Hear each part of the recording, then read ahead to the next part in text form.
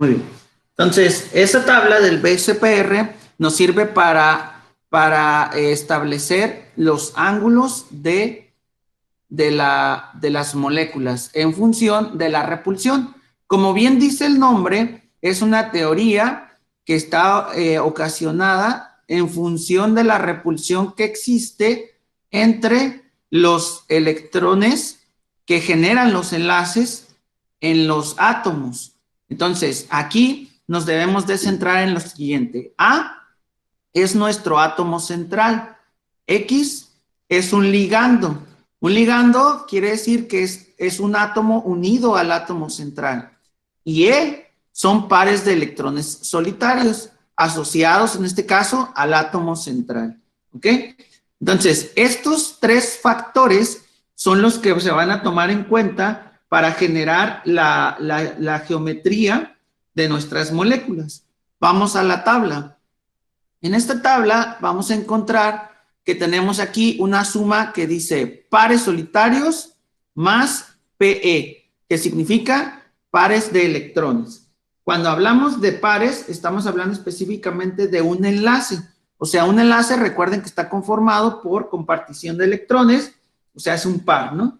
Esto también lo vamos a ver más adelante en la teoría de Lewis, pero prácticamente un enlace es un par de electrones. Entonces, por ejemplo, nosotros tenemos que contar los pares solitarios y los pares de enlace del átomo central para poder predecir en qué grupo va a quedar, porque aquí tenemos una serie de grupos. Vean, este es el primer grupo, el que cuando la suma nos da 2, cuando la suma nos da 3, cuando la suma nos da 4, cuando la suma nos da 5 y cuando la suma nos da 6. Entonces, ¿qué quiere decir esto?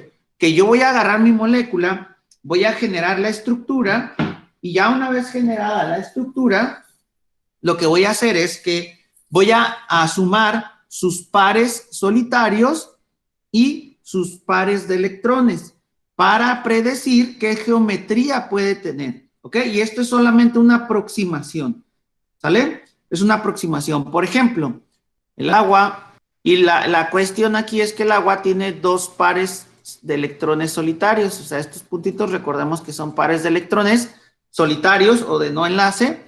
Entonces, lo que yo tengo que hacer aquí, ya armada mi estructura, es sumar cuántos pares de enlace tiene. Pares como tal, pues tiene dos, ¿no? O sea, 1, 2 y pares solitarios son un par, dos pares, ¿verdad? Entonces, la suma, ¿cuánto nos da? Nos da 4. Significa que en este caso, la molécula del agua, por ejemplo, pertenece a la distribución tetraédrica. O sea, va a tener una geometría tetraédrica.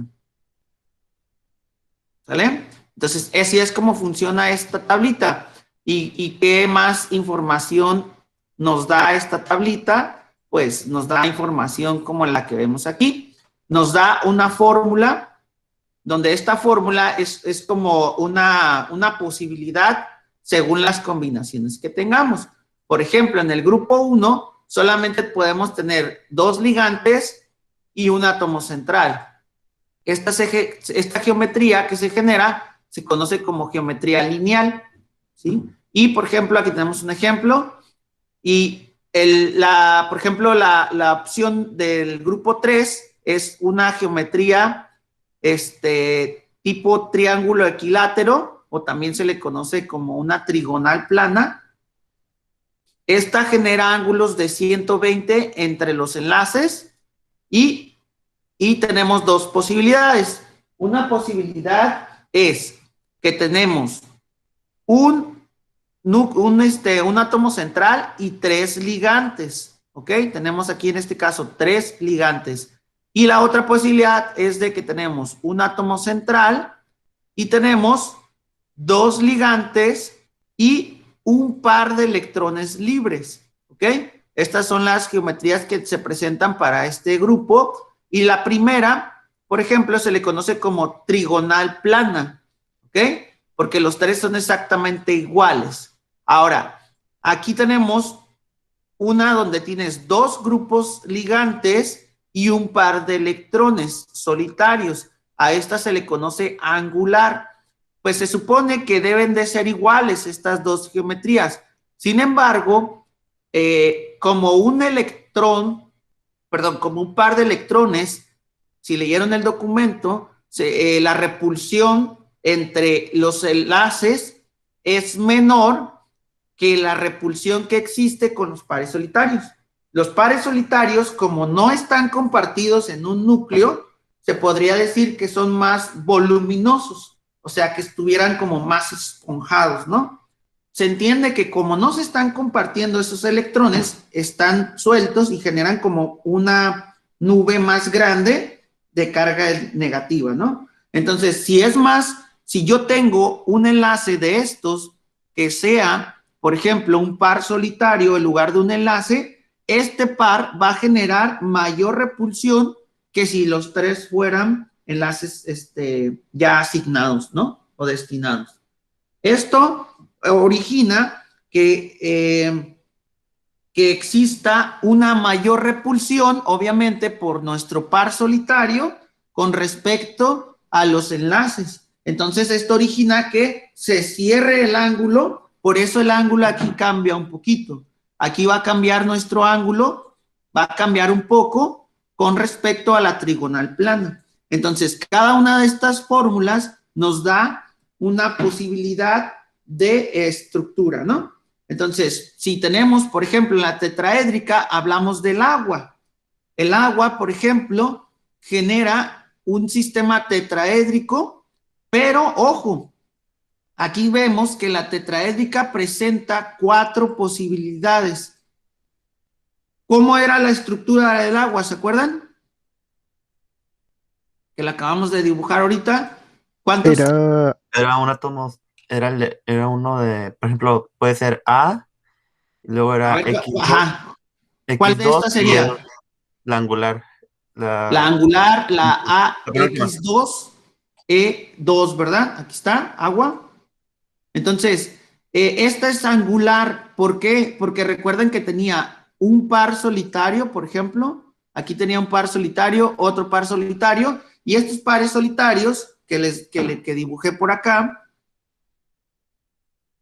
que dibujé por aquí, estos pares solitarios de acá generan mayor repulsión. Entonces, esto origina que se empuje, esto es como el parecito aquí, y aquí está otro par, entonces entre ellos mismos se van a generar mucha repulsión, y esto va a originar que los enlaces con los hidrógenos se cierren más. Por eso la molécula del agua es una geometría especial. ¿Por qué? Porque genera mayor repulsión y esto genera una geometría especial que se le conoce como geometría angular. ¿Ok? Por ejemplo, el caso del metano. El metano, ¿cuántos enlaces genera? Genera 4 enlaces exactamente iguales, ¿no? Pero el caso del metano es que, y tenemos 4 enlaces aquí igualitos, que por ejemplo es el hidrógeno, todos son los mismos átomos inclusive. Entonces, esta sí genera una geometría tetraédrica, ¿verdad? Que esa es esta se podría decir que es la ideal, ¿no? Porque todos los ángulos van a estar lo más separado tridimensionalmente, que es 109.4 grados. En lugar de tener una separación como aquí, que la lineal es 180, o la triangular, que es la trigonal, que es 120, acá se va a arreglar de una manera donde ahora tenemos el tetraedro, pero tenemos un ángulo de 109.5. Entonces, por ejemplo, la molécula del agua no presenta esta geometría debido a que sus pares de electrones solitarios no se lo permiten. ¿Ok? O sea, estos generan mayor repulsión, por lo cual se requiere más que los ángulos se cierren, ¿no? Entonces, en el caso del metano, como son 4 exactamente iguales, la geometría que se genera es una geometría tetraédrica, ¿de acuerdo? Y así, por eso encontramos aquí en cada uno diferentes combinaciones. Por ejemplo, en el metano, ¿cuántos pares solitarios tenemos? Ninguno, ¿verdad? No tenemos ninguno, pero ¿cuántos pares de enlace? 4. Entonces tenemos 1, 2, 3, 4. Entonces son 4, por eso pertenece al tetraedro, ¿no? El metano. O por ejemplo, el amoníaco. El amoníaco, el nitrógeno NH3, el amoníaco tiene 3 enlaces a hidrógeno, ¿no? Y también tiene un par solitario. Entonces, ¿a qué grupo pertenece? ¿Y qué fórmula tendrá? Tetraédrico también. También es tetraédrico. Piramidal trigonal. Y ahora será una piramidal trigonal y su fórmula es AX3 porque tiene 3 ligantes, 1, 2, 3 ligantes y un par solitario. ¿De acuerdo? El agua, por ejemplo, un átomo central, 2 ligantes y 2 pares solitarios. ¿De acuerdo? Entonces, ¿sí queda claro cómo funciona el BCPR? Sí, la tablita, o sea, ya la podemos interpretar la tablita. Una cosa importante del BCPR es que en cuanto a su repulsión, por ejemplo, los que más se repelen por cargas negativas son los pares solitarios. O sea, un par solitario con otro par solitario es lo más en cuanto a repulsión que vamos a encontrar en el BCPR. Luego, un par solitario con un enlace. Y luego, un enlace con otro enlace. Entonces, en ese sentido, va disminuyendo la repulsión, como lo acabamos de mencionar. Por eso es que los ángulos se cierran cuando tenemos pares de electrones solitarios, ¿no? Esa es una parte importante. La estructura de Lewis nos ayudan a nosotros a establecer lo que son la distribución de los pares electrónicos en las moléculas, o sea, nos ayudan a dibujar la estructura, ¿no? O sea, en general, las estructuras de Lewis. Pero las estructuras de Lewis no aportan nada sobre su geometría. O sea, aquí el encargado para hablar de la geometría es el BSPR, ¿no? Que lo acabamos de mencionar. Entonces, aquí está, o el RPECV, ¿no? Que también es el BCPR, pues porque las siglas en español, perdón, del inglés, ¿no? Ahora, una cosa importante, nosotros hemos estado hablando un montón del carbono, ¿no? Y que el carbono genera 4 enlaces y que todo eso, ¿no? Pero, ¿cómo se explica la existencia de enlaces iguales en el carbono si solo presenta 2 electrones libres en su configuración electrónica? ¿Se acuerdan cuál es la configuración electrónica del carbono? 2p2. Significa que, fíjense bien, aquí hay algo que se llaman electrones de valencia. ¿Recuerdan cuáles son los electrones de valencia? Los electrones de valencia son los que están en la última capa. ¿Y estos por qué son importantes? Porque resulta que los electrones de valencia son los que generan los enlaces en las moléculas. Entonces, nosotros aquí tenemos en el nivel 2, tenemos 2 y en el nivel en el nivel 2S tenemos 2 electrones y en el nivel 2P tenemos 2 electrones para el carbono. Pero ojo, recuerden que los orbitales atómicos es el reflejo de sus números cuánticos. ¿Estamos de acuerdo? ¿Se acuerdan que el orbital P tiene una forma, ¿no? ¿Qué tipo de forma tienen los orbitales S y qué tipo de forma tienen los orbitales P? Si recordamos, pues los orbitales S eran esféricos, o sea, el orbital S era una esferita y el P era una especie de lóbulo, ¿no? Eran lobulares así. Entonces se supone que los electrones están aquí y en el nivel S para el carbono tenemos 2 electrones, ¿verdad?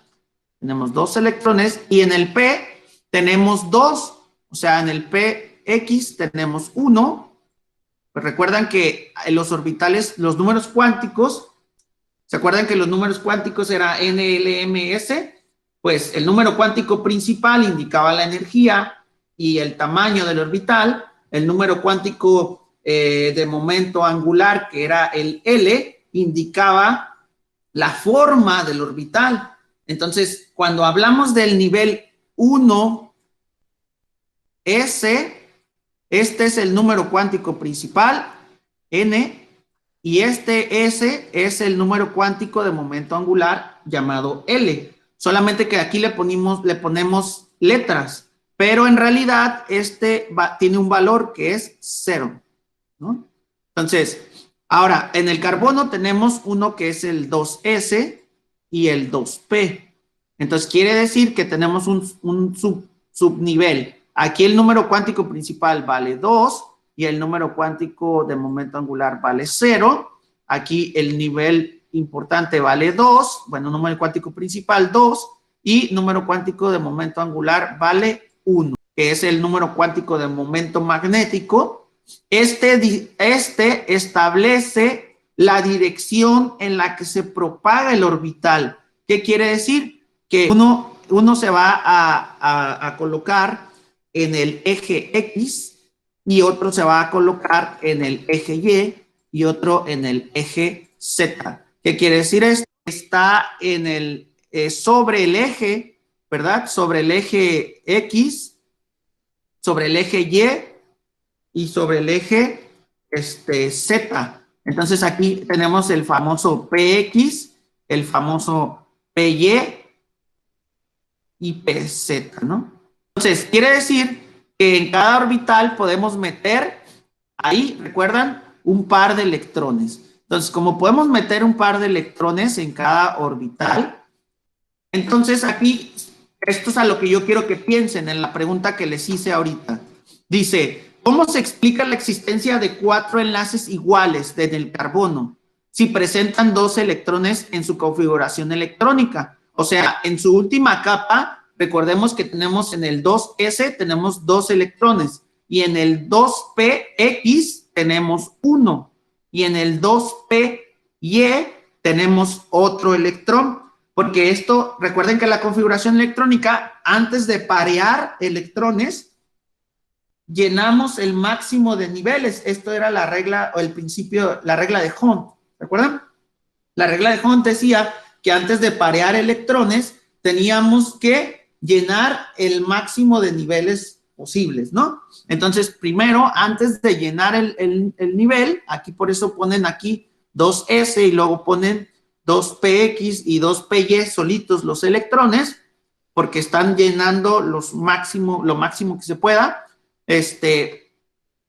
Aquí, por ejemplo, ¿cómo explicamos entonces que existan 4 enlaces iguales? Porque cuando tenemos la molécula del metano, sus enlaces son iguales y sus energías son iguales. Pero estamos viendo que en la forma son diferentes, porque aquí un S es esférico y aquí yo tengo 2 electrones. Y acá tengo 2 electrones en 2 orbitales P. O sea, un orbital P tiene un electrón aquí y otro orbital P tiene un electrón. Entonces, ¿qué pasa? Si yo enlazo estos orbitales con el hidrógeno nada más tiene un electrón. Entonces, tiene solamente un electrón, entonces su orbital es un S. Entonces, ¿cómo explicamos que estos 4 enlaces en el carbono sean iguales? Pues tiene que ocurrir algo diferente. Aquí ocurre algo que se conoce como la hibridación. Un concepto de la hibridación tiene que ver con que hay una mezcla de estos orbitales, porque así como está la geometría, no permitiría que interactuara. Ahora, aquí tengo ya lleno el orbital. ¿Cómo puedo generar un enlace ahí con el orbital S? No puedo porque está lleno, ¿no? Entonces, para que pueda existir un enlace, tiene que haber ahí disponibilidad en el orbital, ¿ok? Entonces, lo que ocurre es que primero, el primer efecto que hay es que ocurre una famosa promoción. Existe una promoción. ¿Qué significa una promoción?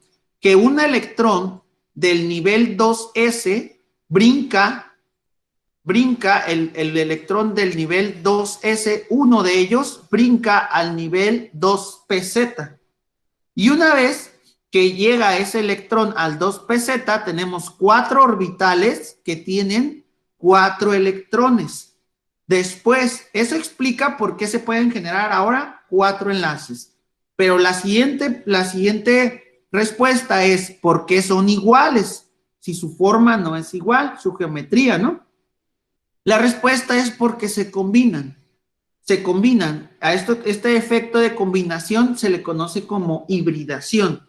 El concepto de hibridación significa que se mezclan los orbitales, en este caso los orbitales atómicos, se mezclan para generar nuevos orbitales que tienen la misma energía y la misma forma.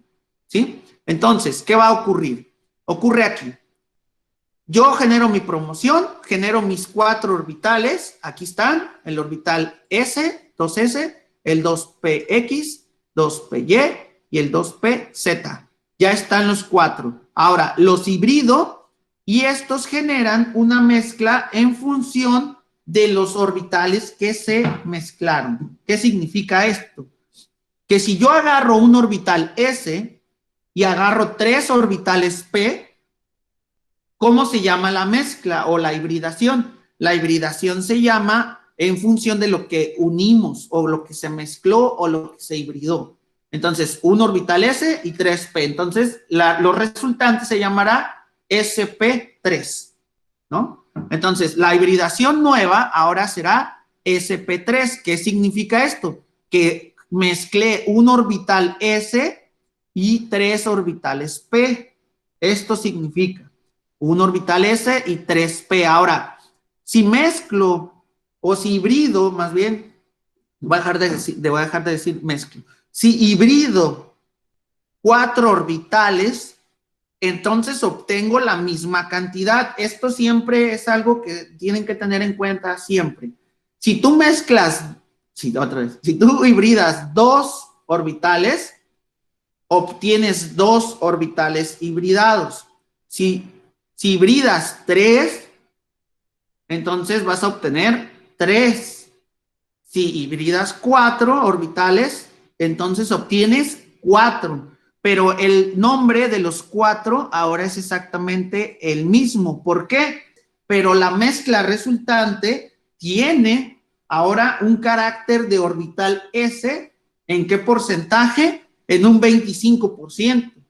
Y un orbital P, ¿en qué porcentaje? En un 75%. ¿Por qué? Porque mezclamos un orbital S y 4p. Entonces, la nueva forma que tenemos cuando hibridamos, por ejemplo, ¿qué pasa cuando yo tengo una forma S, que es una esfera, y lo mezclo con 3 orbitales p? ¿Qué se dibuja de forma geométrica? Esto. Esta es la famosa zona de enlace, y a esto se le conoce como la de antienlace, y esto que separa a ambos se les conoce como nodos, ¿no? Esto que separa aquí a los dos se les conoce como nodos. Ok, no tanto por estabilidad, lo que pasa que esta es la configuración del carbono, ¿no? O sea, esto sí o sí. Lo que ocurre para que puedas explicar por qué el carbono genera los 4 enlaces es que tú aquí, por ejemplo, el hidrógeno, recuerda que los hidrógenos traen su electrón, ¿no? Entonces el hidrógeno trae su electrón, aquí está un electrón, y ¿qué significa? Que ahora sí puede entrar el electrón aquí, y también puede entrar aquí, y puede entrar otro aquí, y otro aquí. Por eso ahora cuando generas la molécula del metano, por ejemplo, se genera enlaces, y recuerden que cada enlace es un par. Entonces es una compartición de electrones. Esto completas el famoso octeto, y esto ya genera la estabilidad de la molécula. Pero así como está aquí, tú no puedes meterle aquí un enlace, un electrón. No te lo permite, porque está lleno el orbital. O sea, no habría enlace ahí, ¿sí? Ahí no existiría un enlace.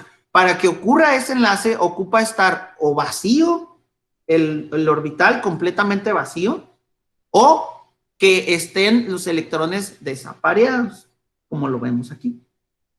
No sé si a eso te referías, perdón. Sí, es que no ve que algunos elementos, su configuración electrónica no están completos los S. Creí que eso pasaba, pero no. Ah, ok. Sí, de hecho, puede ser cualquier orbital, puede ser un S o puede ser un P. Por ejemplo, el cloro, en su configuración electrónica, el cloro es número 17 y termina en P, en P5, si no me equivoco. Sí, P5, porque tiene 7 electrones de valencia, el cloro, ¿no? Entonces, el cloro tiene 7 electrones de valencia, termina en P5, entonces nada más le falta un electrón para completar su nivel. Y ahí, por eso, entra un electrón fácilmente y completa el nivel, pero es porque está vacío. El caso de los gases nobles, por ejemplo, ¿por qué no generan moléculas diatómicas? ¿Por qué? Porque está completo su nivel. No permiten que entren electrones y se generen enlaces como tal. Entonces, a condiciones normales, por eso son inertes, porque no reaccionan, ¿no? Pero a condiciones ya más extremas, sí podemos hacerlos reaccionar. ¿Ok? Entonces, ahora, como ya tenemos los 4 orbitales iguales, pues ahora pongo este se llama sp3. Entonces, pongo el nuevo orbital, lo dibujo. Vean cómo dibujamos nuestros orbitales en nuestro carbono. Entonces, pongo un orbital, aquí está, sp3, y con su parte de antienlace. Pues esta no la dibujan aquí, pero debe de ir aquí. Es como una especie de globito pequeño aquí, en esta parte. Luego aquí está uno, luego aquí está el otro, miren, uno, aquí está el otro sp3, y aquí está el otro, y aquí está el otro, y ahí están. Entonces, esto genera, ahora sí, la geometría tetraédrica, y la repulsión entre ellos es igual. Por eso generan una geometría tridimensional, donde tenemos una geometría tetraédrica de 109.4 grados entre las distancias de enlace a enlace. O sea, cada enlace tiene un ángulo, entre cada enlace se genera un ángulo de 104.5. ¿Ok? Entonces, esto es la hibridación sp3. Entonces, la hibridación sp3 genera una forma tetraédrica. ¿Ok? Ahora, existen algo que se le conocen como solapamientos frontales. Estos son solapamientos frontales. ¿Qué quiere decir? Por ejemplo, yo tengo el hidrógeno y el hidrógeno viene con su electrón. Entonces, aquí la dirección del orbital va en este sentido, y si el hidrógeno se acopla bien con su orbital P, esto se le conoce como solapamiento frontal. O, por ejemplo, cuando tengo el enlace entre un carbono y otro, por ejemplo, en los alcanos, tenemos este carbono es el metano, pero por ejemplo en el etano, yo tendría un carbono igualito a este. Déjenme borrar todo esto. Yo tendría un carbono igualito a este, pero la diferencia sería que ahora tendría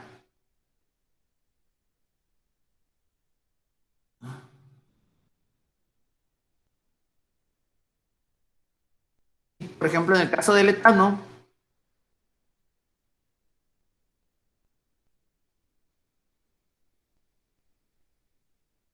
aquí tendría esto por 2.